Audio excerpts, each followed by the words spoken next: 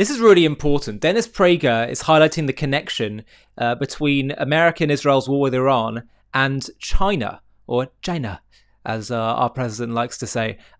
Really important. There's a reason why China is invested in, its alliance with Iran and other anti-Western regimes. All the while, President Trump right now is in China, where they're clearly trying to flatter him.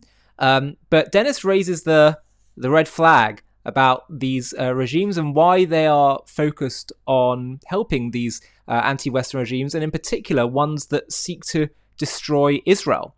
And this isn't primarily because they are even necessarily, ideologically invested in the destruction of Israel. For them, this is about the destruction of the West, and there's a reason why they look at Israel. Now, one thing I would just add is that Trump right now is in China, and China has been trying to make some overtures, saying that we should be partners, we should not be rivals, and it's being reported that China is in agreement that Iran can't have a nuclear weapon. Now, hard to know whether this is just them saying these things just to try and woo Trump, whether they actually mean it and want to change tune.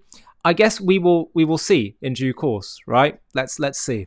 I want you to watch this because it's really important insights and things that are happening behind the scenes. Also, just a reminder, Dennis Prager is unfortunately had a bad accident a while back, and he's his body has become quite severely impaired, and we should all pray for his swift and immediate recovery. His Hebrew name, because we believe that in the Jewish tradition, saying someone's Hebrew name and their mother's name carries special weight in prayer. His name is Shmuel Nehemiah Ben Hinder. That's Shmuel Nehemiah Ben Hinder. Please do keep him in your prayers. Have a watch of the conversation with Dennis and Marissa Street on PragerU, and I'll see you on the other side for some further comments. And just a reminder, please hit that subscribe button below the video and like, comment, and hype. It really, really helps. The communist world understands that right now, the weak link in the Western world is Israel. By weak, I mean the most vulnerable. If they can weaken Israel in its fight for survival, then they will have really dealt a big blow to Western civilization, which communism is devoted to destroying. What is sad is not that. That's awful. But what is worse is that so many in the West don't understand this. They don't realize how Israel is the protector of the West at this time, and that Iran and its backers like North Korea and the Chinese Communist Party, they are devoted to destroying the West. But people in the West don't understand this. There was a terribly frightening article that I just read by Melanie Phillips, in which she said that right now, part of the Western conscience is anti-Israel and anti-Semitic. That the Western conscience now believes that goodness resides in opposing Israel and opposing the Jews who support Israel, aka Zionists. The whole thing is a web of awful stuff, and I'm not surprised about the Chinese communist billionaires funding these people. What I think is hard to wrap our heads around is this concept that a tiny little country the size of New Jersey, which is Israel, in the Middle East, is such a focal point for major countries like China or any other communist country. Why would Israel be the defense of the West? It's in the Middle East, and it's a teeny little country. Well, the fact is that the Islamic opponents of Israel, the people who want to destroy Israel, and let's be clear, that Iran wants to destroy Israel, and all its proxies do. I don't mean vanquish it. I don't mean oppress it. I don't mean occupy it. I mean destroy it. They want to destroy it in large measure, in their words. It's an outpost of Western civilization in the Middle East. That is correct. Where else do you have a country with such freedom as Israel in the Middle East, where you have an independent judiciary, where you have freedom of the press, where you have so many opposition parties to the party in power? It doesn't exist, and they want to destroy it. Doesn't matter how big Israel is. It's a living rebuke to the countries that surround it. So the communists are essentially taking advantage of this seated Jewish hatred, and that's where this red-green alliance comes from. The communists know that the Islamists hate the Jews and hate Israel, and they're allying with them for that kind of, I guess, right. shared value. That's exactly right. The enemy of my enemy is my friend. So it's very simple. They both hate the West. Israel represents the West, which is accurate, and therefore they have an alliance. The fact is they have nothing in common other than a love of totalitarianism, but that's the issue. For those who live in America, I think it's hard to understand why support a country on the other side of the world and why get involved in the country on the other side of the world. We have our own problems here.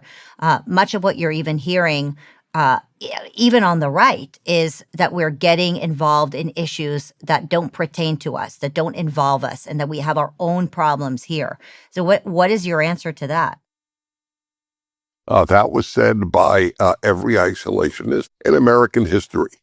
We have our own problems here, so why bother with anybody else? And that included, why bother helping England? England's got a problem with Nazi Germany.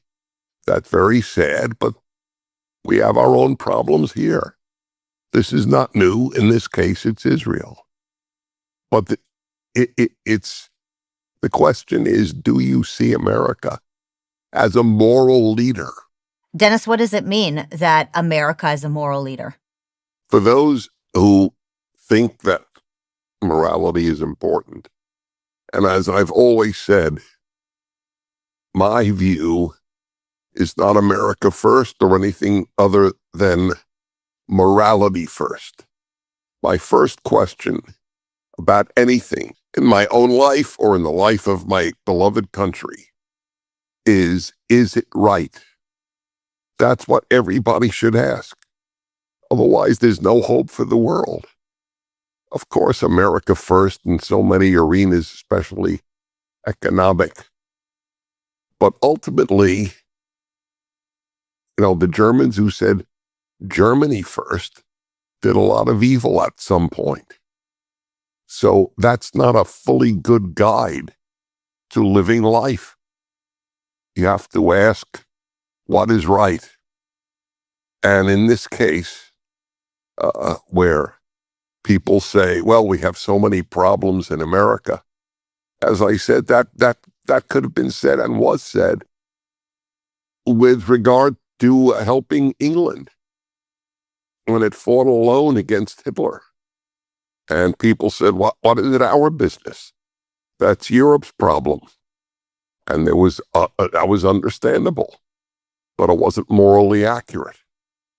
That's the question at this time.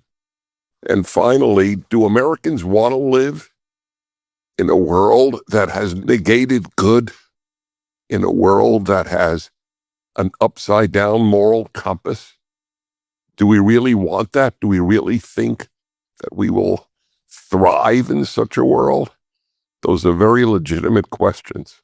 Dennis, totally right, of course. I spoke to Melanie Phillips actually just last week. You can check out our interview on JTV. And this all comes back to the demonization of Israel is tied to the demonization, actually, of Western history. All the accusations, it's amazing that we've been told about America and Britain and the West, that it got all of its success by colonization and racism and genocide and all these kind of things. Israel, they've also created in that, those lists of accusations. And I think many people on the left use Israel as their way of almost cleansing themselves of that past by, taking up the cause of saying Israel has all these terrible things and we're going to fight it. Israel is colonialist, genocidal, apartheid, all these things. The truth, of course, actually, is the complete opposite. That Israel, the reason why they hate on Israel is because Israel proves that actually part of the West's success, and by the way, West has definitely made significant errors and mistakes and sins, no doubt about it. I'm talking about America as well, but they want to say that it's nothing to do with values that made America great. And Israel proves that it can be very much to do with values. It is to do with values, not exploitation, because Israel is a country that was founded on, well, basically a group of people that were refugees and immigrants, number one. Number two, it doesn't have natural resources. Number three, this is a people that rose from the ashes of the Holocaust just a few years prior. And now, look where we are. Look where Israel is. A leading light, a shining light. And this disproves their theory that it's all about oppression that made the West great. And that the reason why it's so sinister is because in saying this, it's trying to demoralize people, demoralize their belief in America or Israel. And if you do that, you make them a prime target for decline, destruction, because they don't even believe in themselves. You need that morale, that basis.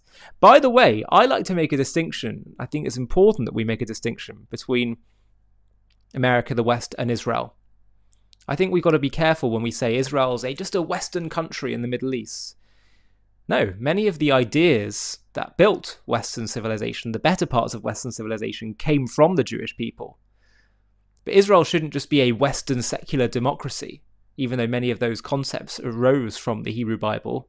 Yes, even separation of church and state came from the Torah's notion of separating the king and the judges and the priests in terms of their power. And many of the founders of America were quite explicit about that. So don't think that that was some kind of anti-religion thing. It was anti the church power, sure. But Israel should define itself as a Jewish state. We're a Jewish state. And our values come from the Torah. And we recognize and we think it's fantastic that there are other, these Western nations and democracies that were so inspired by ideas within the Torah that they created their countries, and that's great. But Israel isn't based on them, or shouldn't be based on them. We should be rooted in the ideas and values that spurned on all these ideas in the first place. We should be a Jewish nation, a Jewish state rooted in our Torah and our Jewish values.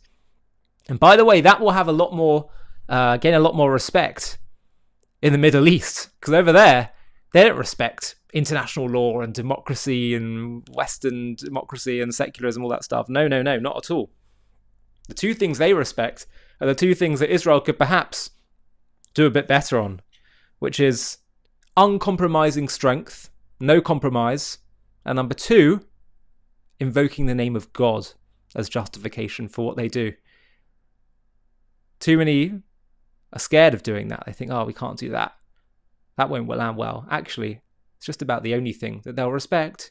And also on top of that, it happens to be the truth. Something remarkable is happening. For decades, the world told us the problem was Zionism, occupation, international law. But lately, the mask is slipping. Muhammad Hijab, millions of followers, said in his own words, "It's not just Zionism, it's Judaism as well. They believe they are superior to you." Tucker Carlson from the other direction keeps insisting, sorry, but the Jews are not the chosen people. That there is no chosen people. The chosen people are people who choose Jesus. Notice what both of these people coming from completely opposite worlds have in common. They're not talking about 1948. They're not talking about land. They're not even talking about Israel. They're talking about Jewish chosenness.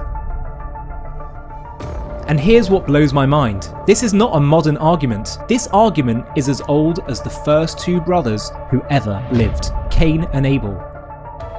God chooses one offering, not the other, and instead of learning from his brother, Cain kills him.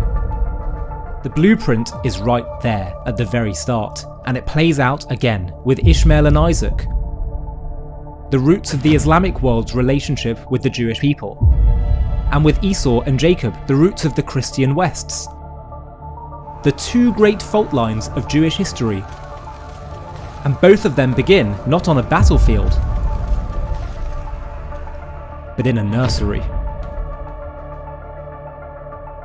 And here's what's extraordinary. The rabbis of the Talmud, thousands of years ago, summarized this whole phenomenon in just one sentence.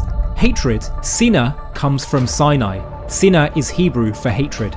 From the moment the Jewish people formalized their covenant with God at Mount Sinai, the world's resentment was ignited. In this JTV documentary, we're going all the way back to the very first fracture in human history. Back to the first act of violence ever recorded. Because when you understand that moment, you understand anti-Semitism completely, where it truly comes from, why facts and arguments alone will never be enough to defeat it, but most importantly, what the Torah has always known about how to finally heal it. Because for the first time, we're not just diagnosing the world's oldest disease, we're finding the cure. To watch this JTV Plus documentary and access much more premium content, click on the link in the video description.